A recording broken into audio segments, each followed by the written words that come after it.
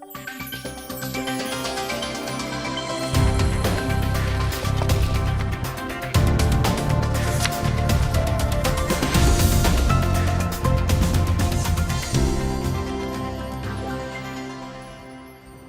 بینەرانی عزیز، ئەزمموی پەرلەمانتاری لە عێراق چۆنن؟ پەرلەمانتارانی کورد لە بەغداد چۆن دەتوانن بەرگری لە مافاڕەواکانی گەلی کورد بکەن؟ ئەو پەرلەمانتارانە چێن کە توانیوانە زۆرترین دیفاع لە قەزەکەیان بکەن؟ بۆ باسکردنی ئەم بابەتە و باسکردنی دەستور لە عێراقدا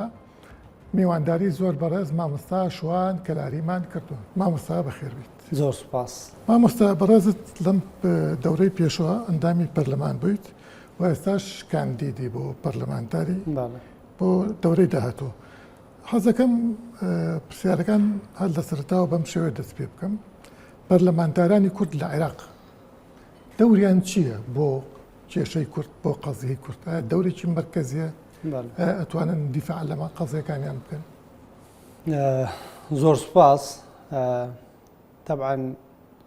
کاری پەرلەمانتاری کارێکی قورسە. لەلایەک ئەبێ کارکتەرێکی سیاسی بی و لەلایەکیش ڕۆڵی نوێنەرایەتیکردنە بینی. یعنی ئەبێ بە وریایی و وشیاریەکی زۆری سیاسیەوە و قانونیەوە بە تایبەتی لە بواری دەستورە و لە بواری دەرکردنی قانونە ئاگایی وشیارێکی زۆر هەبێ. وەکوتم لە ڕووی نوێنەرایەتیکردنیشەوە بە تایبەتی بۆ پەرلەمانتاری کورد کە لە ماوەی نزیکەی 100 ساڵی ڕابردوودا گەلی کورد خاکی کوردستان لەم بەغدادەی ئێستەوە لەلایەن ڕژێمەکانی پێشوەوە بڕیاری جینۆسایدکردنی دراوە، بڕیاری کیمیا بارانکردنی دراوە، بڕیاری خاپوورکردنی دراوە. یعنی بە قۆناغێکی زۆر تراژیدی و ئەوە تێپەڕێوین. بۆی ئەم نوێنەرایەتیکردنە زۆر زۆر قورسە و لەوەیش قورستر بۆ پارتیەکان قورسترە. پەرلەمانتاری پارتی بیت و لە بەغدا لەلایەک ئەبێ هەمیشە ئامادەی و هەبێ ڕوبەڕووی عەقڵی شۆڤێنی ببیتەوە کە بەداخەوە لە عێراقی تازەدا و لە ناو پەرلەمانیشا حوزوری هەیە، حوزورێکی جدیان هەیە و حتا لە دەرکردنی قانون و لە مناقەشەکان لەسەر دەستور و یاسا و لە هەموو ئەمانەیشا بە ڕۆحێکی موئامەرە بە دوای گزیە ئاگەڕێن، بە دوای ئەوە ئاگەڕێن لە جوملەیەکە حرفێک دابنێن کە وشەیەک دابنێن بۆ ئەوەی قانونەکە لە مەسلحەتی هەرێمانە بێ. بۆ پارتیەکان لەبەرەوەی ستراتیژێکی نەتەوەییمان هەیە و تەوسیە و تەوجیهی جەنابی سەرۆکە لە خزمەتی خەڵک بین لە پێناو خاکی کوردستان و لە پێناو خۆشگوزەرانی هەموو عێراق، لە پێناو بەرزبوونەوەی ئاستی دیموکراسی و مەدەنیەت و جێبەجێکردنی دەستورە بێ خەبات بکەین و بە بەرنامە و بە پلان و پیلانیش ڕوئیا هەیە، گروپ هەیە، کار لەسەر پێشێلکردنی دەستورەکەن، کار لەسەر ئەوەکەن پێشکەوتنەکانی هەرێمی کوردستان ڕابگرن. مامۆستا بمبورە ئەوەی سەرنجی ڕاکێشام لە وەڵامەت بۆ جەختەکەی تۆ سەر لە پەرلەمانتارانی پارتی، یانی ئەوەی تر ئەو خەمان نییە؟ ئەزانی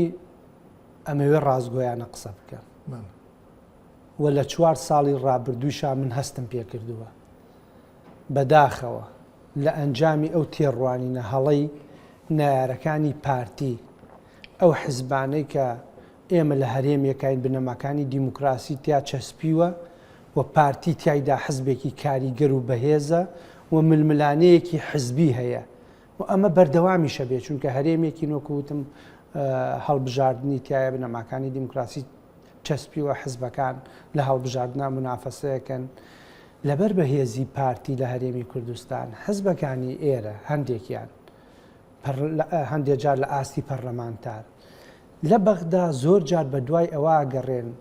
بە دوای دۆزینەوەی فاکتەرەکانی لێدان لە پارتی لە بەغدادەوە. بەس لێدان لە پارتی یا لێدان لە کێشەی کورد لێ خۆی پارتی نوێنەرایەتی قەزەی کوردەکە. ئەم پەرلەمانتارانە ئەم حزبانە خۆیان واقعەکەیە بینن ئەبینن پارتی چۆن تێ هەڵەچێتەوە لەسەر ناوچە کوردستانیەکان، تێ هەڵەچێتەوە لە ناو پەرلەمانە لەسەر جێبەجێکردنی دەستور، لەسەر جێبەجێکردنی مادەی 140 کە تۆ دێی بە دوای ئەو خاڵانە ئەگەڕێی لە بەغداوە لە پارتی بدەی بە حسابی خۆ بۆ ئەوەی پارتی لاوازکەی خۆ لێرە بەهێزبی بۆ ئەوەی کار بکەی یعنی حکوومەتی هەرێم ئەم ڕوئیای شەیە لەوانەیە هەندێک خەڵک ئەم قسە بە قورس بزانێ پەرلەمانتار هەیە حزبی کوردی هەیە لە بەغدا کار ئەکا بە شێوەیەکی تەکتیکی بۆ ئەوەی حکوومەتی هەرێم نەتوانێت 30 ڕۆژ جارێ موچە بدە ئیستیقراری پارتی لەوا ئەبینێ کە پارتی ئەگەر 30 ڕۆژ جارێ موچە بدا ئەگەر کوردستان ئاوەدان بکاتەوە و پرۆژەکان زۆر ببن و کوردستان بگەشێتەوە ئەو پێی وایە ئەمە ئەبێتە ئینجاز بۆ پارتی و لاوازبوونی خۆی لەمە ئابینێ بەداخەوە ئەمە خەتەرە گەورەکەیە کە دێن لەم ئەقلێتەوە کار ئەەکەن زۆر جار بۆی موچە تەخیر بێ بەڵام شەو ئەمە بە ڕۆژ واکەن بەڵام شەو لە شاشەکان شتێکی ترەڵێن و ئەو خیتابەیش کە ئاراستەیەکەن بەداخەوە کاریگەری هەبووە یعنی ئێستا خەڵکێکی زۆر لەم زۆنی سەوزە توانیویانە تا ڕادەیەک بەداخەوە بە حکمی ئەو هەموو میدیا و ئەو هەموو پارەی لە بەردەستیانە توانیویانە قەناعەتێ دروست بکەن پێیان وایە خەتای حکوومەتی هەرێمە بەغدا موچە نێرێ ئەخر ئەمە کەی لۆژیکە ئەمە کەی ڕوئایە تۆ پێ وابێ حکوومەتێک پێ وابێ مەسرور بارزانیەک و کابینەیە کە ئەو سەرۆکایەتیەکە پارتی 100 ساڵە لە زەمەنی دروستبوونی حکوومەتی عێراق و لە شۆڕشی یەکەمی بارزان و لە 1940 شێخ عەبدولسەلامی برای مەلا مستەفا نارەکانی کورد ملیان کردووە بە پەتاو لە سێداریان داوە پێت وابێت هاوڵاتی فەرمانبەر قەناعەت بکەی ئەم حزبە کە 100 ساڵە خوێنە بەخشێ 8,000 بارزانی ئەنفالە 182,000 خەڵکی گەرمیان ئەنفالە کوردیەکان فەیلیەکان ئەنفال پێت وابێ پارتی حەز نەکا 30 ڕۆژ جارێ مەعاش بدرێ لە کاتێکا خۆ سەرۆکی حکوومەتەکەیش بی پارتی سەرۆکایەتی حکوومەت بکە قەناعەتێک و بۆ دروست ببێ قەناعەتێک و بۆ دروستکەن ئەوەندە بخوێنن بە گوێتا پێت وابێ وڵا پارتی هۆکارە بۆ ئەوی موچە تەخیرە بێ بۆیە سیاست با من پرسیارێک بەم شوێ بە کۆ بکەمەوە ئێوە یاخود پەرلەمانتارانی کورد تا چەند ئازادن لەوەی بتوانن بە ڕاشکاوی قسە بکەن ئایا ترستان لەسەر نیە ئەمەیەک دوو شیعە و سوننە چۆن سەری ئەم مەسەلەیەکن ئایا شیعەکان سەرچاوی بەتایبەتی حەشتی شعبیەوانە سەرچاوی هەڕەشە و ترس نین بۆ ئێوە ژیانتان لە مەترسیایە خۆی ئەوان هەر لە ڕووی جەسەدی و فیزیکیشەوە ینی زۆر جار لە ناو پەرلەمانە پەلامارە دەن من ناڵێم ئەمە ئەبێ بێتە ڕێگر یعنی پەرلەمانتاری مهم ناو پەرلەمان نییە لە دەرەوەی پەرلەمان مەبەستم ئەوەیە فشاریان هەیە بە کۆمەڵی میکانزم لە دەرەوەی پەرلەمان بە تەئکید ئەحزابی شیعی هەتا هەندێک لە حزبە سونیەکان یعنی فشاری جۆر بە جۆر و میکانزمی جۆر بە جۆریان هەیە بۆ ئەوەی پەرلەمانتار نەتوانێت یعنی زۆر ئازادانە بە شێوەیەکی دیموکراسیانە گزارش لە ڕای میلەتەکەی بکە لە ڕای دەنگدەرانی بکە لە یعنی لە داکۆکی لە جێبەجێکردنی بڵێن تیرۆرتان لەسەر نیە یا هەڕەشەتان لەسەر نییە لە ئەنانەوە بتوانن بە ئارەزوو خۆتان قسە بکەن ئێوە توان ڕەخنە لە ئەحزابی شیعی بگرن بڵێن بۆ خەدەمات پێشکەش بە خەڵک ناکەن بۆ ئەتوان نەمانە بکەن خۆی وەکوتم لە ناو پەرلەمان زۆر جار بەم شێوازە قسە بکە هەر ڕاستەوخۆ ڕوبەڕووی پەلاماردانە بیتەوە ئێمە بینیمانە پەرلەمانتاری پارتی لەم خولا بە دووسێ پەرلەمانتاری فرسەتیان لێنا تەبان لێیاندا ینی خۆ لەوانەیە بە جۆرێ لە جۆرەکان وەڵامان هەبوو بێ ئێمەش مەبەستم ئەوەیە بە جۆرێ لە جۆرەکان بە میکانزمێ بە تایبەتی کاتی ئەگاتە سەر ئەوەی ئەزانن پارتی حزبە سەرسەختە ئەوان خۆیان پارتی بە ئینفیساڵی ئەزانن ئەزانن پارتی دەرفەتی بۆ بڕەخسێ خواستی دروستبوونی دەوڵەتی کوردی هەیە مامۆستا من لەم ڕۆژانای ژۆم لە بەرەز سەرۆک بارزانی بوو مەسعود بارزانی پاسیەوەی کرد ئێمە بەس هیچمان ناوێت لە عێراق بەس پەیڕاوکردنی دەستوری عێراق خۆی نەبێت کە خۆیان دەنگیان داوە لەسەری زانی خۆی هەر لە دوای 2000 لە پێش هاتنی داعشیشەوە کورە هەر لە سەرەتاکانی لە دوای 2007ەوە پرۆسەی پێشێلکاری دەستوری دژ بە تایبەتی ئەو مادە دەستوریانەی غاز و نەوت مثلا لەسەر ینی لە بەرژەوەندی هەرێمی کوردستانە فعلەن غاز و نەوت ینی لە 2009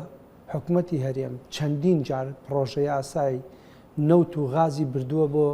ئەنجومەنی وەزیرانی عێراق نێردراوەتە پەرلەمان نایڵن تێپەڕێ لەم کابینەیە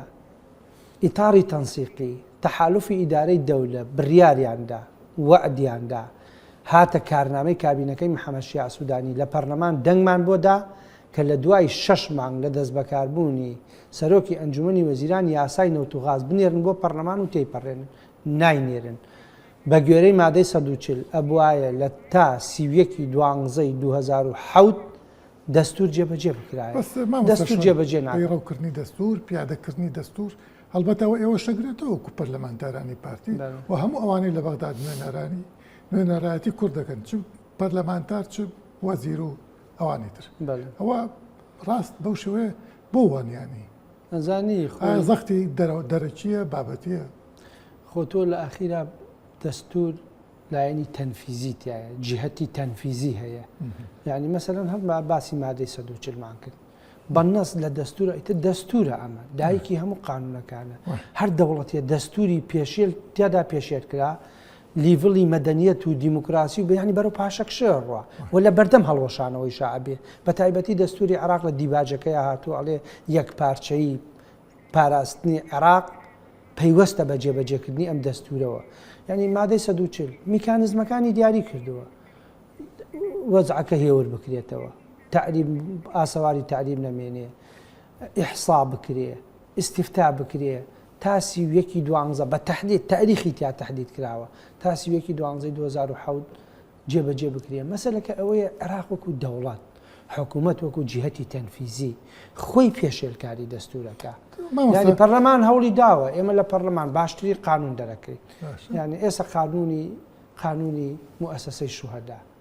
من لە لیژنەی شەهیدانم جێگری سەرۆکی لیژنەی شەهیدانم لە کارنامەی کابینەکەی محەممەد شیع سوودانی هاتبوو دەنگمان بۆدا کە قانونەکە تعدیل بکەینەوە هەموو میکانیزمە یاسایەکانم تەواو کردووە تاسوید کراوە سەرۆکۆماری ئیمزای کردووە لە وەقایع بڵاو بۆتەوە ئەزانی یەک ساڵە ئەڵێن تعلیماتی لەسەر دەرەکە ئەمڕۆ ناسبەی دکتۆر شاخەوان جێگری سەرۆکی پەرلەمانە خۆی چووە بۆ لای ڕئیسی موسسەی شوهەدا پێوی تۆ خەیرە تۆ قانون جێبەجێ ناکەی ئەمە قانون ئێمە دەنگمان بۆ داوە بەس لەبەر ئەوەی لە مادەی یەکەمە ئەڵێ هەرچی شەهیدانی دەستی تیرۆر و ئیرهابە لە پێشمەرگە و لەسەر وشەی پێشمەرگە لەو قانونە تووشی شەڕ ڕووی ناو پەرلەمانە هەرچی شەهیدانی دەستی ئیرهاب و لە پێشمەرگە و لە هێزە ئەمنیەکان ئەبێ موچە و ئیمتیازاتیان هاوتای عێراقی لێ بکرێ نایکەن لە مەجلیس شورا ئەم هەموو هاش و هوش و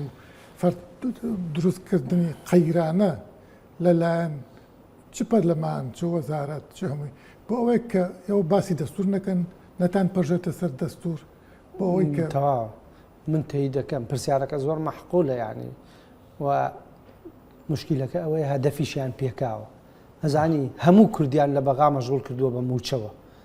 هەموو ئێمە خەریکی ئەوەی تەلەفۆن بۆ وەزارەتی دارایی بکەین بەڕێز وەزیرە بەڕێز تەیف سامی ئەرێ بۆ ئیمزای ناکەی وەفدەکەی حکوومەتی هەرێم گەیشتە کوێ مەشغوڵی لیژنەیدا مەشغوڵی موچەین لە سەتا هەشتای تااقەت و وزەی ئێمە لە بەغدا پەرلەمانتار و وەزیرەکانیشمان تەرکیزمان لای قانونی موازنە و لای موچەیە چونکە ئەمە هۆکاری چییە؟ سیاسەتی برسیکردنی هەرێمی کوردستانیان گرتووەتە بەر جاران جینۆسایدیانەکردین ئێستا جینۆسایدی ئابووریمانەکەن موچە نانێرن ینی بە بەرنامە بە پلان بەس مامۆستا پێتوانێت هەر سیستمی فیدراڵی بەگشتی لە دنیاە ئەو کێشانە هەیە لە بینی ئەقلیم و با بڵێن پایتەختە بەس ئێرە لەوە چێ تۆختر بێ تا ئێساش لە ئەمریکا و کێشانە بەم شێوە هەیە ینی تۆ ئێستا بەریتانیا سەرۆکی بەریتانیا کاتی خۆی سکۆتلەندا ئیستیفتای کرد بۆ ئەوەی جواب بێتەوە وتی ئەم شەو تا بەیانی نەخەوتوم هەندێکیش گریاوم لەبەرەوە خەمی سکۆتلەندایی و سکۆتلەندایەکان خۆیان لە فەرق لە نێوان خۆیان و ئێرلەندا و لەندەنا نابینن شتی وا هەر نییە لە کوورەی ئەرزە لە لەندەن و موازنەی سکۆتلەندا ڕابگیرێ کە هەرێمێکی جیایە مەبەستم ئەوەی عێراقی کان نموزجی نییە لە دنیا بس ما لە ئەم شەڕە هەیە ئەم ململانی ئەبێ بەردەوام بێ ئەبێ پەرلەمانتاری بەهێز لەوێ بێ ئەم شەڕە بکە نەک پەرلەمانتاری لە 4 ساڵە خەیاڵی لای ئەوە بێ بدا لە حکوومەتی هەرێم بدا بۆ ئێوە بە لە حکوومەتی هەرێم ئەمە شتێکی شخصیە پارەوەرگرتنە یا استراتیژی حیزبەکەی هەمووی تێکەڵ بووە سەفقاتی تایە پەرلەمانتار هەیە لەوانەیە پارە وەرگێ لەو جەوە شڵی ژاوەیت لە عێراقا هەیە سیادەی نییە دەستی ئیقلیمی هەیە مخابراتی ئیقلیمی ئیشەکە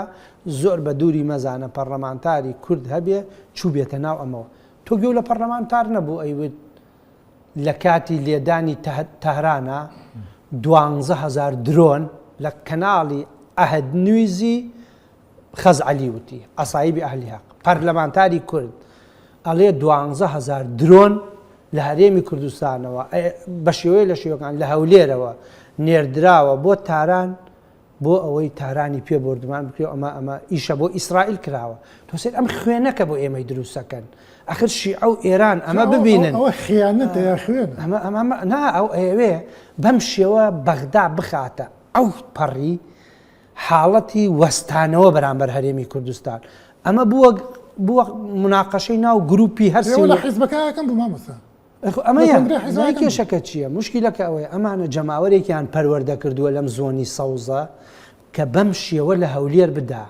نازانن ئەمە لە مەسلحەتی هەرێمی کوردستان نییە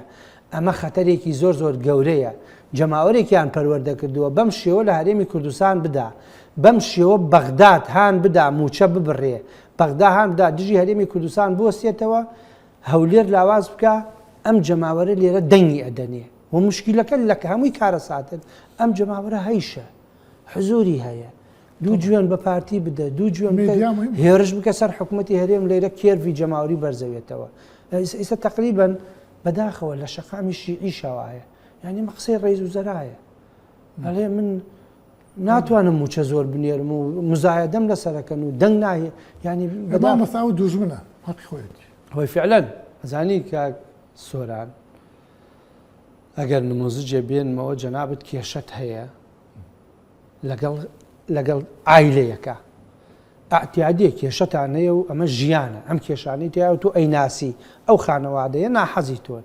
کارەسات ئەوەیە براو ئامۆزاکانی تۆ بچنە سەنگەری لە ژێرەوە بچنە سەنگەری ناحەزەکانی تۆ ئەو کاتە تۆ لاوازە بی ئەو کات ئەمانە چوونەتە سەنگەری بەغدا ئەیانەوەی هەولێر بەم شێوە لاوازکەن پارتی بەم شێوە ئەمە خیانەتە لە ڕاستیە تۆ ئەو شکاتەکە ئەڵێ کارەبای 24 سەعاتی ناوێ لە مەحکەمەی فیدرالی چۆ شکاتیکە ئۆپۆزیسیۆنی بەڕێز جارە سەیری ئۆپۆزیسیۆنی دنیاکە وەرە لەگەڵ حکوومەتی هەرێما مناقەشە بکە سعرەکەی دابەزێ لەسەر هاوڵاتی کەم بکەوێ بەڵام بۆ ئەوە نەتاریک پەرست بی بڵێ من کارەبای 24 بچی شکات بکەی لە مەحکەمەی فیدرالی بڵی کارەبای 24 ساعتیم ناوێ بڵێ من هەژماری منم ناوێ تەوتینەکەی بەغدا باشە بۆ ئەوەی هەرچی موچەخۆری ئێمە هەیە ملکەچی بەغدا بن التیزامیان بە حکوومەتی هەرێمەوە نەمێنێ بم بورە بەم حسابەی بەڕێزە بێ حکوومەتی بەغدا زۆر باشە زۆر بەڕەحمە لەگەڵمان کە ئەو پەرلەمانتارمانە ئەوەی بەڕێزە بازەکەی کارەسات ینی خۆی زۆر تەواوە ینی ئەوەی بەغدا ململانەیەکە لەگەڵ ئێمە هەستەکە هەر باشە و دوو پولانێری بەتەکید ینی ئەو هەستەکە هەرێم بە میزانەیەکی کەمەوە وەڵاهی لە 5 موازنەی عێراق دەنە ئێمە لە 35 بە ناوی ئەمە سیادیە و چییە جیاکەنەوە ئەوی تریشی کۆمەڵێ لە بەوابی موازنە هەیە ناینێرن هەمویان چر کردوێتەوە لە 5 نێرن خۆیسە بۆتە موچە موچەیشیان وا لێ کردووە لە ئەنجامی ئەو شکاتەی لە مەحکەمەی فیدرالی کردیان کە بە نەس یەکگرتووی ئیسلامی کردی بە نەس محکەمە بڕیاری داوە ئەڵێ ئەبێ موچەی لەلایەن وەزارەتی دارایی عێراقەوە جاران حکوومەتی هەرێم موچەیەدا ڕاستە داعش هات بەغدا موچەی بڕی وەزعی ئێمە خراپ و ماوەیە کێشەی موچەمانە بوو ڕاستە نەوت بووە سفر دوور ئەو شکاتی یەکگرتوو ئەوانەی تر زۆر لە زەرەری هەرێم بوو زۆر لە زەرەری هەرێم بوو فەخری پێوەکەن فەخر بە چیەکەن ئێوە خۆ شکاتێکیان کرد ئەوان ناڵێ فەخر پێوەکەین خۆ لە دوای شکاتەکە ئێوان 4 موچەمان فەوتا ئەگەر تۆ شکاتێکەکەی ئەگەر بیوەیتەوە ئەبێ هەمیشە سەر و بەرجێ و شانازی پێوە بکەیت ئەمە لە چیا دیارەدا لەو کاتێک کە لە دوای ئەو شکاتە ئێوان ئەگەر سی ڕۆژارێ موچە بەهاتایە ئەمە تەواوە ئەم هەموو یەلکەکانی خستە سەبەتەی بەغداوە بەغداش موچە نانێرێ تێ سەر ڕای ئەمەیش سەرۆکی حکومەت ئەڵێ وەڵە لەگەڵما دانیشە بزان خەلەلەکان چییە وەرە ڕاستەوخۆ مەچۆ لە تەلەڤیزیۆن مزایەدە مەکە ڕامەکە بۆ بەغدا سەرۆکی حکومەت بەڕەسمی بۆ هەموو فراکسیۆنەکانی کوردستان ئەڵێ وەرن من و جێگری سەرۆکی حکومەت لەگەڵتانە دائەنیشین هەرچی کێشەمان هەیە هەرچی ئەوەمان هەیە وەرن ڕاستەوخۆ پێمان بڵێن ئەو ئەڵێ من لەگەڵ سەرۆکی حکومەتتا دانانیشم 2 ڕۆژ دوای ئەوە ئەچێ لەگەڵ محەممەد شیع سوودانی دانیشی و دێتە دەرەوە و مؤتەمەرێکی سەحافیەکە و ئەڵێ حکوومەتی فیدراڵ هیچ تاوانی نییە و هەموو خەلەلەکە حکوومەتی هەرێمە پرەمە کارەساتە خۆشویستنی نیشتمان و دیفاعکردنی لە نەتەوە وا چۆ نەکرێ مامۆستا لە ئەوەی کە کۆمەڵێک لە پەرلەمانتارانی کورد دەنگیاندا بە هەشتی شعبی من لەمە پرسیارێکەکەم ئایا ئەمە فرۆشتنی هەڵوێستا ئەمەم بۆ بکە ئەوە بۆکەم یا هەروە فی سەبیلی لا ئەم شتاکەن یا لە فی سەبیلی الپارە چۆنەوە پارەی تایە اتفاقیشی تایە ڕێکەوتنیشی تایە سەرمان بەرزەوەکو پارتی دەنگمان بۆ نەدا حتا بۆ ئەم قانونی موازنە کە هات ئەوە بۆ حەشتی شعبی دەنگمان نەدا پارتی سەری بەرزە بە قانونی بەڵام ئەوانی تر کوت لە کوردستانیەکان بەڵێ پێم وابێ نازان بۆ یەکگرتووی ئیسلامی ئەوانی تر دەنگیان بە قانونی حەشتی ئیسلامی و کۆمەڵ ئیسلامی بەڵێ بەڵێ ئەو کاتە هەندێک کوتلەی تر هەبوو بەڵام یەکێتی دەنگی بۆدا بەهەرحاڵ ژمارەیەکی زۆری هی ئەم خولەی ئێمە نەبوو هی خولی پێشوو بوو بۆیە دقیق نیم دەنگیان بە قانونی حەشتی شعبیدا ئەم قانونی موازنە کە هات ئێمە ڕجامان کرد لە کوتلەی پارتی وتمان ئەم قانونە بڕوات موچە نامێنێ حتا جەلسەمان بایکۆت کرد هاتینە دەرەوە دکتۆر شاخەوان لەسەر ستەی ژاتە دەرەوە پێی وابوو هەموو پەرلەمانتارانی کوردەکەونە دوای کەس نەهات جگە لە پەرلەمانتارانی پارتی سعات 12 شەو بوو چوونە ژوورەکەی دکتۆر شاخەوان دانیشتین بایکۆتمان کردوانە قانونە خەتەرە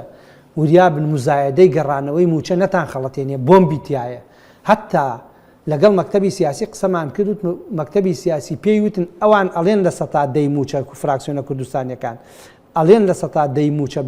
پاشەکەوت بگەڕێتەوە ئێوە وەک فراکسیۆنی پارتی بڵێن با لە سەتا 15 بگەڕێتەوە بەڵام بۆمبەکانی تر لابن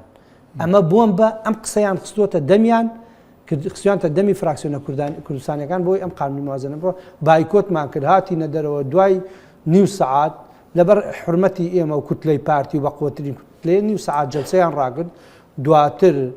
حەلبوسی و ڕئیسی کوتلەی حەشتی شعبی و هی دەوڵەتی قانون هەموو هاتن بۆ لای ئێمە هاتن بە ئەوە بۆ تەواو هاتن بۆ لای ئێمە وتیان ئێوە بۆ بایکۆتان کردووە ئێمە احترامتان نەگرین جەلسەمان ڕاگرتووە هەموو پەرلەمانتارانی کورد لە ژوورەوەن ئێوە سیوەک پەرلەمانتارن سیوسێ پەرلەمانتاری کورد لە ژوورەوەیە بۆ دژی ئەم قانونن وتمان ئەم قانونە موچە بڕێ ئەم قانونە بابەکانی تری ینی موازنەی نەفقاتی ئیستثماری و هەموو بابەکانی تری موازنە بەمە نایەت مشکلەیە باسی ئینفاقی فعلی تایە ئەبێ ڕێک بکەوین ئەوەی لە ئەنجومەنی وەزیرانەوە هاتووە ئەمە نییە لێرە گروپێکی پەرلەمانتاری کورد و شیعە